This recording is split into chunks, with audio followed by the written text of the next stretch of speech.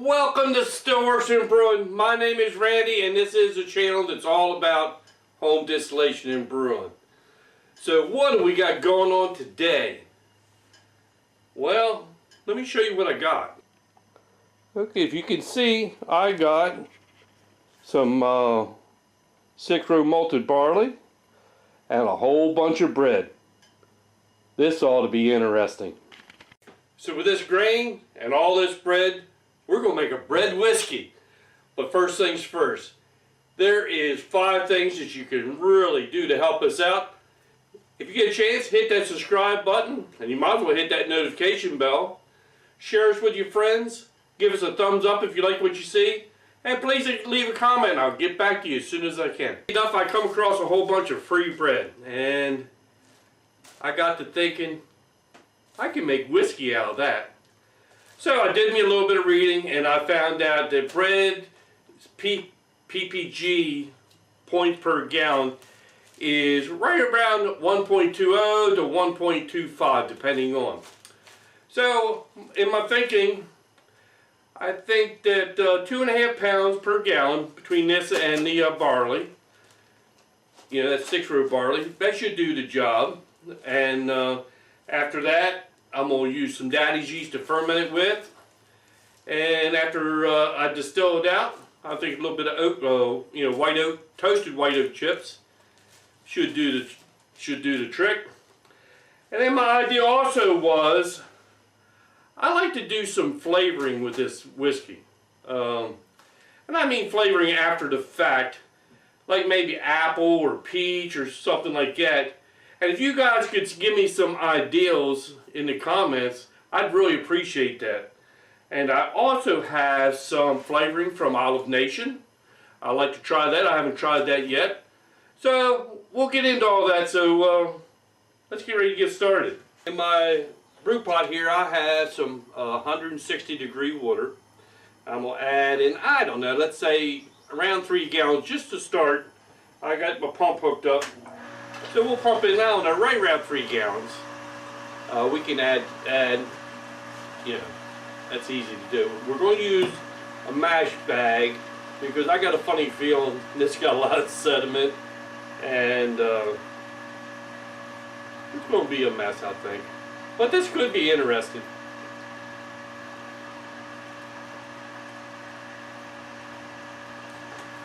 So, while that's pumping in, I think, like I said before, I got, what, 12 pounds of bread.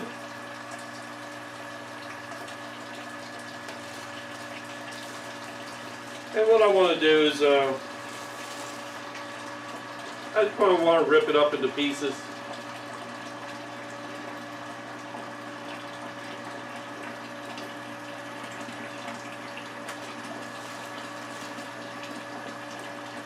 We're going to kind of make a bread soup, I guess.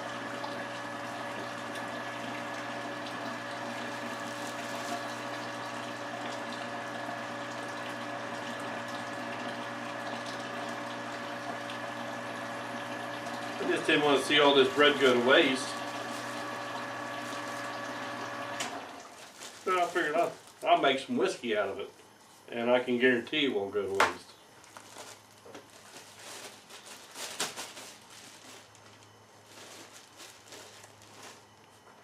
I'm assuming it's not going to take much to make a soup here. Here in a couple minutes I'll bring you over so you can see in here.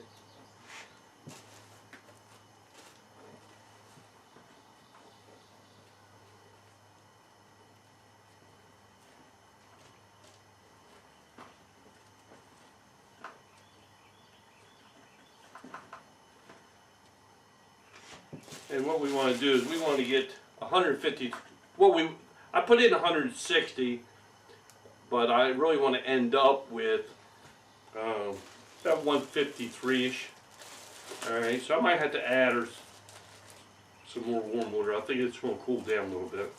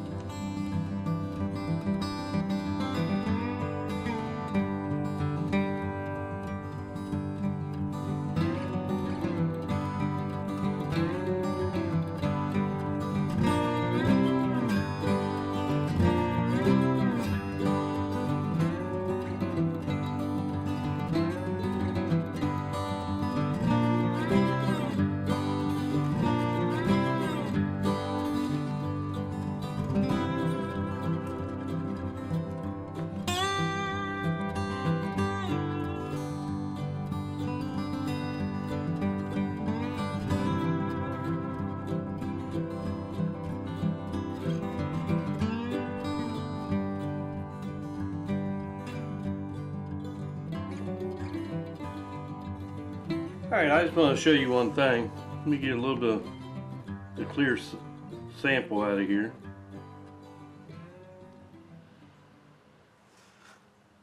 Put it in my white dish.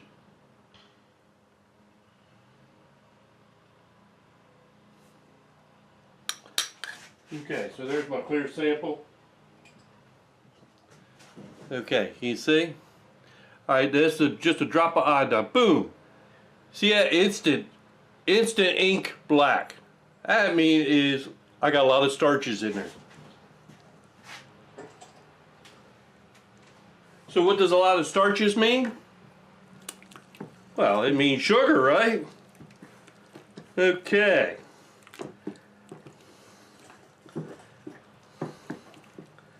Alright, let's get this grain in. I got 4 pounds of 6-row barley here. That should be well more than enough to convert the bread.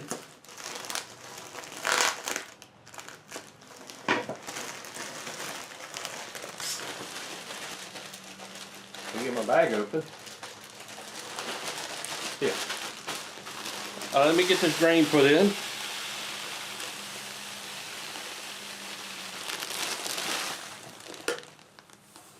Get that mixed in. Then I think I'm going to have to add a little bit more warm water to get her backed up to like 150 degrees.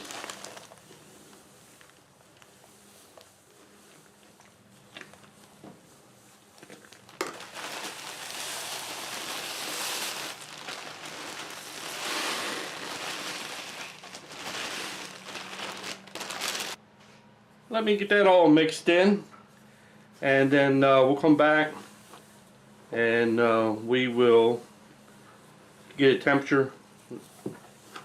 I might have to put a little bit more warm water in there, like I said. Okay, so I'll be back. I have 12 pounds of bread and 4 pounds of 6-row barley in the mash tun at 153 degrees. I did have to add a little bit of hot water to boost it up. But that's fine. So it's at 153 degrees, and we're going to leave it in there for 1 hour, and then we'll come back and do a starch test to make sure that the conversion took place. This will all be pretty interesting. So, I'll be back in an hour. It's been 1 hour and 15 minutes. Let's see how we're doing. Oh yeah, well I can see, it's thinned down. Let me bring you over to here and let you take a look at this. You can see a lot of liquid there. Look at that. Let me just take some of this as a sample. Let me get a here's a drop of iodine. Alright, see how that pretty much goes back to the original color? So with that iodine test, we have tested and we know that the conversion from starch over into sugar is taking place. Okay, so what our next step is we're going to sparge it over into our fermentation bucket. Okay, and there's 2 ways that you can sparge. Well, let me back up 1 second. The reason you could ferment on the grain, or whatever you want to call it, I like to sparge it over and try to get as clean as I can into the fermentation bucket. Okay, so there is 2 ways of doing that. Number 1 would be a fly sparge. What that is you add hot water on top as you take off the liquid on the bottom, and you just kind of wash down through everything into the fermentation bucket.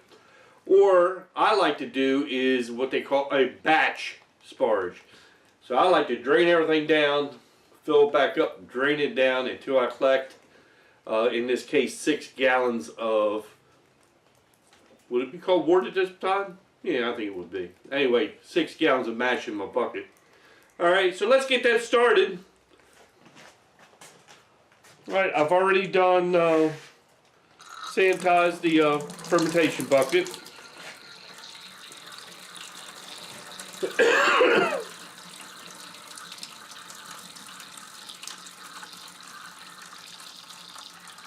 Smells like bread. Imagine that.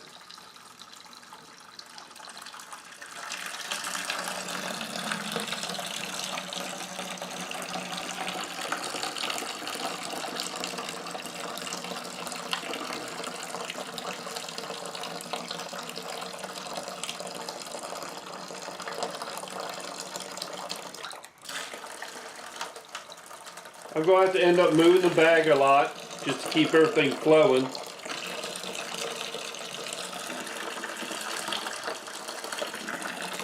This is actually sparging out a lot easier than I originally thought it would.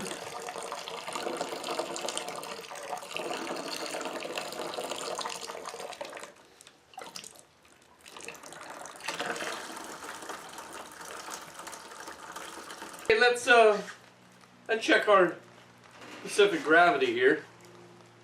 See what we got with our bread and your grain. We get a nice clean. There we go.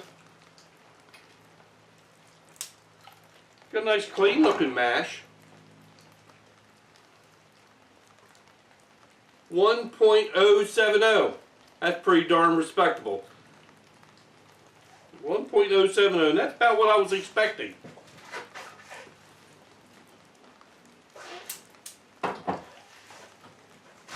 Everything is sparged over into my fermentation bucket. I checked the specific gravity, it was 1.070. That's pretty respectable. I'm pretty happy with that. Okay, so the next step is it's a little bit too warm for me to add the yeast in. I'll put it in my fermentation room, and either I'll do it later tonight or tomorrow morning when it cools down below 90 degrees and pitch my yeast. Like I said before, I'm going to use Daddy's yeast. It'll ferment 7 to 10 days, and then we're going to distill it out.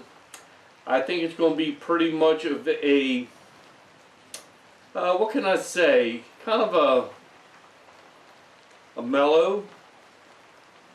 I'm not sure how the taste is. I mean, the smell is fantastic. I think it's going to taste good, so we'll check it out. So one of the things that I was wanting to do, and I said before, is I want to flavor some of this whiskey. I like flavored whiskeys. There's a lot of friends, they love flavored whiskey, so you always try to make stuff for your friends. Now, a company called Olive Nation sent me some flavorings.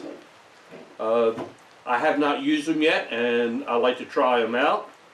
So I'm going to read you off what they sent me. If you find out one you think would be great to flavor a quart of this, please let me know what your opinion is. Okay, so I got, for the number one, is a pumpkin spice natural flavor. Okay. I got a coconut extract. That'd be great for a rum. I got an apple cinnamon flavoring. I have an orange cream flavor fountain. Ooh, that could be interesting, maybe not in this. Now this is one that I thought would be interesting. This is a peanut butter flavor. I always wanted to make a peanut butter whiskey. Kind of like, what do they call it, screwball? Yeah, that's pretty tasty. That might be one up there. I got a caramel flavoring. We have almond extract. And the last one is a natural apple extract. Or if you could come up with another idea of, you know, what I should flavor a quart. So, alright. So far this has been a very interesting experiment, I guess you could call it. I mean, it's going to work out fine. And the only thing that I had to buy was the 4 pounds of malted barley, and I think I paid $7 for that, right around that neighborhood. So this will be a very inexpensive whiskey that I'm going to make, so I'm really looking forward to it. Alright, I think there's only one thing left to say. Oh, and if you can, like I said earlier, if you can, don't forget to hit that subscribe button down there. That really helps us out a lot. You wouldn't understand how much that helps. Because I notice a lot of people are watching or not subscribing, so please do. So the last thing I got to say, hey, thanks for stopping by, and we'll see you next time here on Still Works and Brewing.